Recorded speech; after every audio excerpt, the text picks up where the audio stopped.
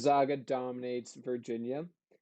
What are our reactions to the Zag 7-0 start? And Joe Kane, any changes of opinion on who is the best team in the nation?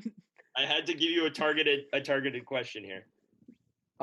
Yeah, you start with that, and I'll answer the question that I just asked myself. Well, for one, I've watched them play two really, really solid basketball teams recently. They beat so I watched them beat West Virginia a while back without Suggs, but that's not even what I'm talking about.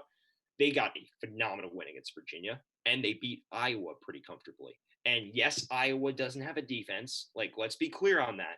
But they ran it up and they won pretty comfortably. Like, Iowa didn't fully fade, but it was clear it was going to win that basketball game midway through the first half. And that's a top 5 team at the time, top 3 team at the time.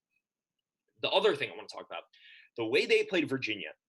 Yes, Virginia on paper isn't the most talented, isn't the most well-rounded, and hasn't performed the best. But here's the challenge when you play Virginia out of conference. The pack line defense is not something you're used to. And in order to break it down, you have to move it really well, be composed, be ready to take time off the shot clock in the half court and hit shots. And then on the other end of the floor, you got to force turnovers, get in the fast break, and get points there just to wear them out. You don't want to, ideally, you want to avoid as many possessions against the pack line as possible. Gonzaga, they avoided it by getting fast breaks because they would just push it after makes as well. The thing I was most impressed by was their half court execution. They were like, we don't care. Like we can drive on you anyway.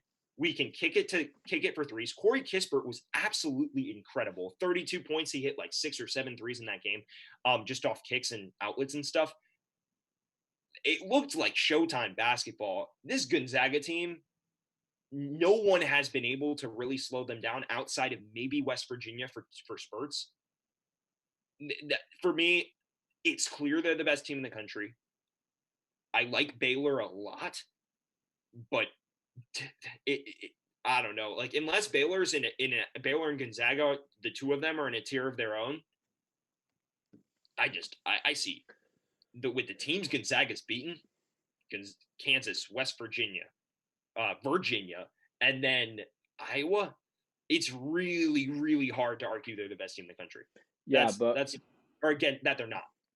Baylor also plays all those teams in their conference schedule, except for Virginia. So, yes. I mean, and Iowa. And so this is weird because Baylor, as we know, had to cancel a few of their games because of COVID. Yeah. But they've still played some, good teams. Yeah, they beat Illinois. Yeah. Them and Gonzaga are basically opposites. Because Gonzaga had their hardest schedule in the beginning, and now they're gonna have like a cakewalk. And WCC is gonna be child's play. Yeah. If they don't go undefeated, then I'm not putting them number 1. Let me just say that. There are some teams. BYU's not bad. St. Mary's is terrible. If they lost to a San Francisco or someone, if they don't go undefeated, I'm not putting them at number 1.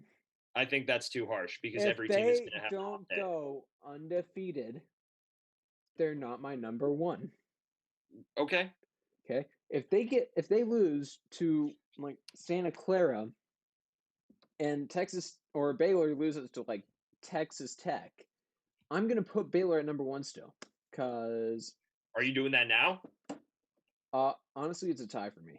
Because I haven't seen enough from I've seen enough from Gonzaga. I haven't seen enough from Baylor, and we all know their hard schedule is in the conference because they're in the Big 12, and half of those teams are ranked. Yeah. Right? Yeah. Okay. So, and actually, did they fully cancel the Baylor versus Gonzaga game yet? It doesn't look like we're gonna get that game, which is really unfortunate. Yeah. But it's not like fully off. Yeah. If we still had that, we'll see like who's the best at the time, sort of who plays the best. But yeah, it's a tie for me. I'm not gonna because these two teams are great teams. Okay. Oh, I agree. They're in a league of their own. I wouldn't be surprised if they were, the final 2. But I mean, these two teams, like, I gotta wait and see till the end, or Okay. until one of them loses. Okay. You know, because like unless they go in against each other in a series, I can't make a decision on either of them. I think it's pretty clear for me. I think Baylor's a phenomenal basketball team. You can't take anything away from them. But here's the huge difference, right? Guard play at best is a wash for Baylor. Baylor's got more experience in the guard play for sure. Jared Butler, Davion Mitchell, Maceo Teague, really good basketball players. And defensively, great. But look, Jalen Suggs, Joel Ayayi, Andrew Nemhard, one of the better point guards in the nation last season for Florida, off your bench, dude, that's that. Oh, like at best you got to wash there, but in the front court, that's the biggest difference for me. Baylor has not found a clear solution in the front court. Even last year they had problems because Tristan Clark knee issues. I think Freddie Gillespie was good, but he's gone now. Drew Timme has emerged as a phenomenal big for Gonzaga. One of their top scorers. He's gotten multiple double doubles. He's shown some range as well, just a little bit, not a ton, but a little. For me, it's clear. I think Gonzaga is a better basketball team. Part of it's just based on who they've beaten as well, and they've looked so impressive while doing it. The only game they've legitimately struggled at any point was the West Virginia game, and that's because Suggs was out for half of it with an ankle sprain. I just think that I think Gonzaga has shown they are far and away the better team. Now, granted, that could change. I think Baylor also hasn't played a lot of games, so they haven't had full time to gel. Maybe they find Yeah. a better front court solution. Let's But remember. Here's their man, schedule. Here's their schedule. They play Kansas twice, yeah, West yeah, Virginia twice, yeah, Texas. They're supposed to play twice. I don't know if they're still playing them twice. dude, it's Texas Tech. objectively true. Their schedule is harder, Yeah.